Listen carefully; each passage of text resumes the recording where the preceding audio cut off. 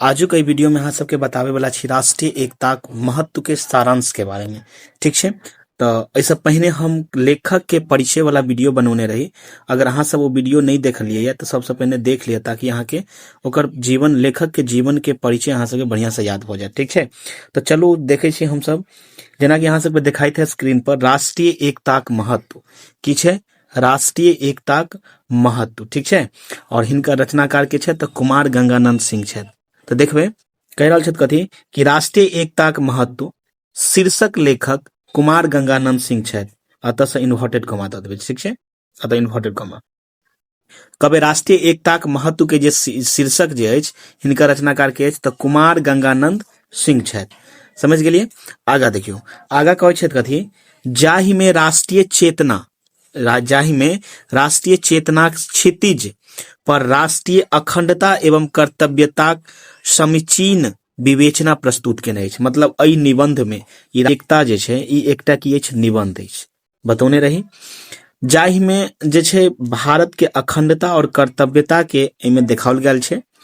लेखक एकता के लेल भारत के विविध भौगोलिक स्थल, नदी, धाम चर्चा केने छथि। मतलब लेखक जे छै राष्ट्रीय एकता के लेल अपना, मतलब एहि कहि सकै छै, एहि निबंध में भौगोलिक स्थल के साथ साथ नदी के, धाम के चर्चा केने छथि। देखियो आगा कहै छथि कथी, लेखक कहै छथि प्राकृतिक संपदा भारतक धरोहर छथि। हम सब जाने छी कि प्राकृतिक जे संपदा होइए ओ भारत सबके की होइए, एकटा धरोहर छथि। एक भारतक लेल एकटा की छै, धरोहर छै, जाहि में गंगा, यमुना, कृष्णा, कावेरी इत्यादि नदी जेना हमरा लोकनि के एकता सूत्र में बंधैत अछि। कहै छथि कथी, ई सब जतेक नदी छथि से हमरा सबके एकटा सूत्र में, मतलब एकता के सूत्र में बांधैत अछि। बुझ गेलिए। तहिना अगर बात करी, तहिना तहिना अखनो अयोध्या, रामेश्वरम, सोमनाथ सनक धाम, कश्मीर से लऽ कऽ कन्याकुमारी धरि एकताक सूत्र में आबद्ध केने छथि। मतलब ई सब जे जते जे धाम देखे छै, उ सबटा एकताक सूत्र में हमरा सबके की करैया, बांधैया। अखनी बात करी कश्मीर के बारे में, तो कश्मीर भारत के कोन दिशा में छै, तो कश्मीर भारत के उत्तर में छै, और कन्याकुमारी भऽ गेल दक्षिण में। ठीक छै। आगा देखियो, आगा कहै छथि कथी कि लेखक कहै छथि इतिहास साक्षी अछि जे भारतक समाज भनहि जाति, धर्म, संप्रदाय, ज्ञान, विज्ञान दृष्टि से विविधता अवश्य अछि, मुदा जखन राष्ट्रक पर कोनो संकट अबैत अछि तऽ एकताक अनुशासित सूत्र में आबद्ध भऽ जाइत अछि।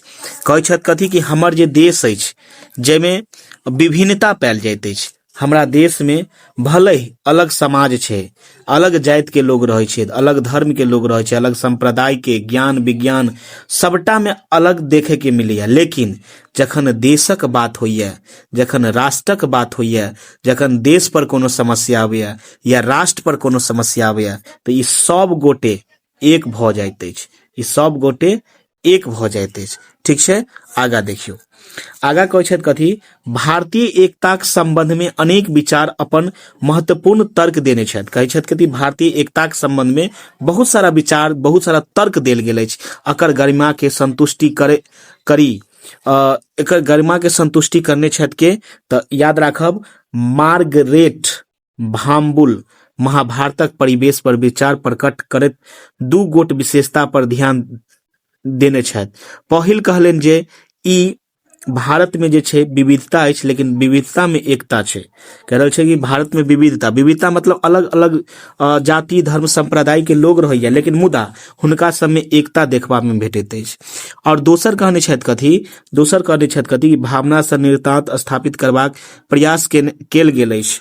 भारतीय वीरताक, ई वीरता छै, अतः अंग्रेजी लिखा गेल छै, याद राखब वीरता लिखब अहाँ सब, वीरताक परंपराक दर्शन होबऽ लागैत अछि हेतै तऽ होबऽ लागैत अछि। ठीक छै। ओकर बाद कह रहल छै कि जे अनेकता अछि से वह थिक, और आंतरिकता में निश्चय एकताक तारतम्य अछि। मतलब कह रहल छै कि हमरा लोकनि जे ई के कहने छथि, तऽ मार्गरेट भामुल कहने छथि कि महाभारतक विचार प्रस्तुत केने छथि कि भारत में अलग संप्रदाय के लोग तो रहैया, मुदा हुनका सबमे जे छै एकता देखबा में भेटैत अछि। ठीक छै, आगू देखियौ अंत में की छै कि एहि देशक माटी पानी सँ फलनिहार हिंदू मुसलमान सिख ईसाई और भाई अलग अलग होइत अछि, किंतु राष्ट्रक समस्या पर सब एक छथि, सब एक भऽ जाइत अछि। भली अलग अलग संप्रदाय के लोग रहैया, अलग अलग धर्म के लोग रहैया, लेकिन जखन राष्ट्र के कोनो आपदा आबैत अछि, कोनो कहि सकै छै राष्ट्रक कोनो समस्या आबैया, तऽ ई सब गोटे एकजुट भऽ जाइया।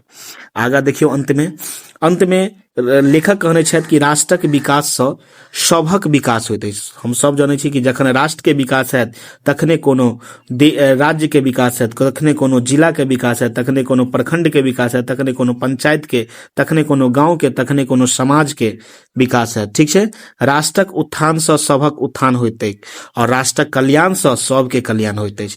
तऽ अहाँ सब कमेंट करब ई वीडियो केहन लागल, बढ़िया से अगर समझ में आयल है तो कमेंट ज्यादा से ज्यादा करू और वीडियो के पूरा ज्यादा से ज्यादा शेयर करियो। अहाँ सब जते व्यूज बनबै छी ओते लाइक नहीं रहे छै, तो अहाँ लाइको कऽ देबै वीडियो के। ठीक छै, और कमेंट तो जरूर करी और वीडियो केहन लागल कमेंट जरूर करब। और चैनल पर अगर पहिल बेर आयल छी अखन धरि चैनल के सब्सक्राइब नहीं करलहुँ हैं तो सब्सक्राइब कऽ लेब। तब तक के लेल जय हिंद, जय मिथिला, जय मैथिली।